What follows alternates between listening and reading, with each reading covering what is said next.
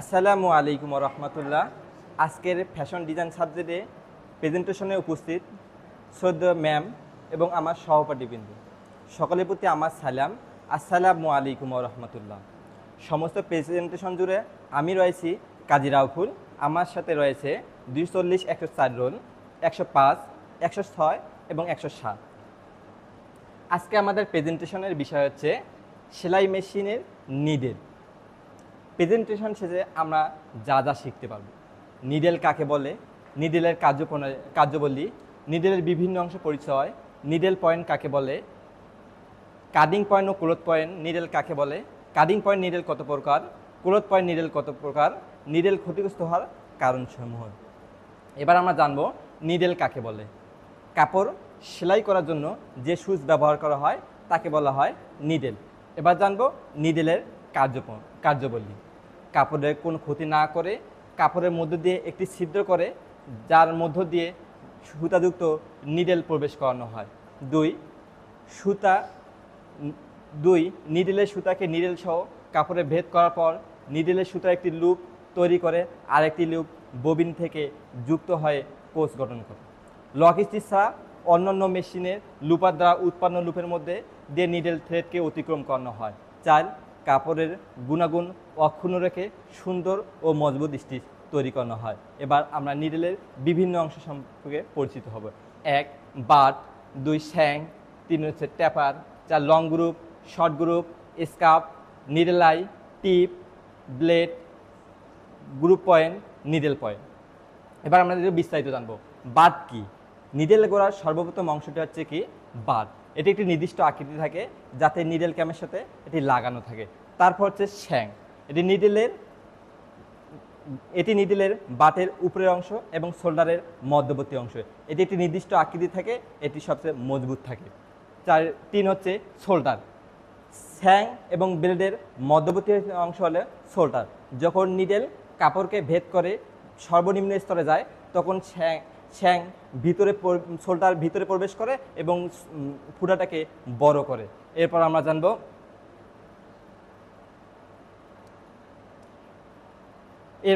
আমরা blade. Needle সিদ্ধ হতে শোল্ডার পর্যন্ত লম্বা যে বিস্তৃত অংশটি রয়েছে সেটি হচ্ছে ব্লেড। এবার জানবো আমরা লং গ্রুপ। ব্লেডের মধ্যে শোল্ডার হতে নিডেলের সিদ্ধ পর্যন্ত লম্বা চিকন একটি খাঁজ অংশ থাকে যাকে বলা হয় লং গ্রুপ। এবার আমরা জানবো শর্ট গ্রুপ। নিডেল যে পাশে হুক বা লুপ থাকে ওই পাশে শর্ট গ্রুপ থাকে। একটি নিডেলের ছিদ্র হতে সামান্য উপরে এবং নিচ পর্যন্ত বিস্তৃত থাকে, নিডেল থ্রেডের লুপ তৈরিতে সহায়তা করে। এরপর জানবো নিডেলের ছিদ্র। নিডেলের অগ্রভাগে একটি ছিদ্র থাকে যাকে আই বলা হয়। এটি লং গ্রুপ এবং শর্ট গ্রুপ পর্যন্ত বিস্তৃত থাকে।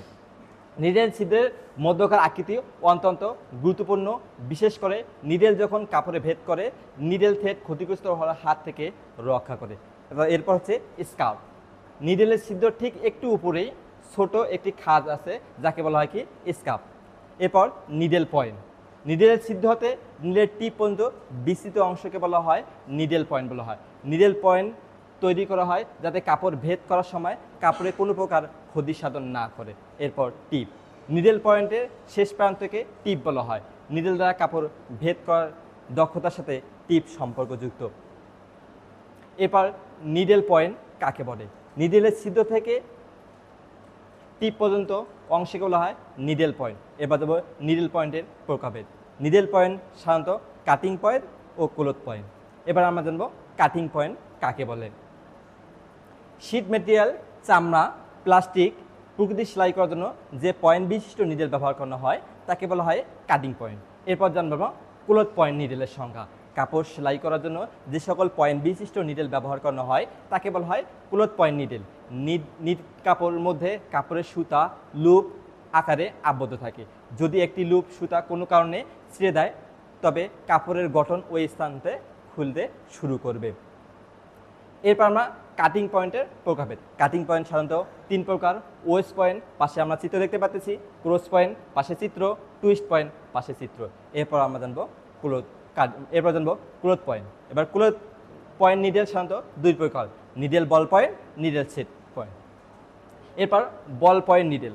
বল পয়েন্ট নিডেল আবার light, medium, heavy ball point বিশিষ্ট হতে পারে এবং বিভিন্ন সাইজের নিডেলের মধ্যে 3 প্রকার দেখা যায়, যা আমরা চিত্রে দেখতে পাচ্ছি, লাইট, মিডিয়াম এবং হেভি বল পয়েন্ট। এরপর আমরা জানবো সেট পয়েন্ট নিডেল। বুনন কাপড় সেলাই করার জন্য সাধারণত সেট পয়েন্ট নিডেল ব্যবহার করা হয়। নিডেড কাপড় তুলনায় বুনন কাপড় সুই দ্বারা কাপড় ক্ষতিগ্রস্ত হওয়ার সম্ভাবনা অপেক্ষাকৃত কম থাকে। সাধারণত সেট পয়েন্ট নিডেল 3 প্রকার, এক স্লিম সেট, মিডিয়াম সেট আর হচ্ছে কি হেভি সেট পয়েন্ট।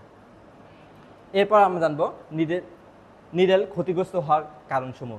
মেশিন চলাকালীন সময়ে নিডেল মেশিনের কোনো অংশে আঘাতপ্রাপ্ত হলে নিডেল ক্ষতিগ্রস্ত হয়। সেলাই করার সময় নিডেল ডিফ্লেকশনের কারণে নিডেল ক্ষতিগ্রস্ত হয়। 3 নম্বর হচ্ছে হেভি বা শক্ত খসখসে কাপড় সেলাই করার জন্য নিডেল ক্ষতিগ্রস্ত হয়। 4 চিকন নিডেল দ্বারা হেভি কাপড় এবং 2 বা 3 স্তর বিশিষ্ট কাপড় সেলাই করার জন্য নিডেল ক্ষতিগ্রস্ত হয়। 5 বোতাম সেলাই করার জন্য হালকা সেট পয়েন্ট নিডেল ব্যবহার করলে নিডেল ক্ষতিগ্রস্ত হয় অথবা নিডেল ভেঙে যায়, যা আমরা পাশের চিহ্নতে দেখতে পেলাম। ধন্যবাদ সকলকে, ধন্যবাদ। আসসালামু আলাইকুম।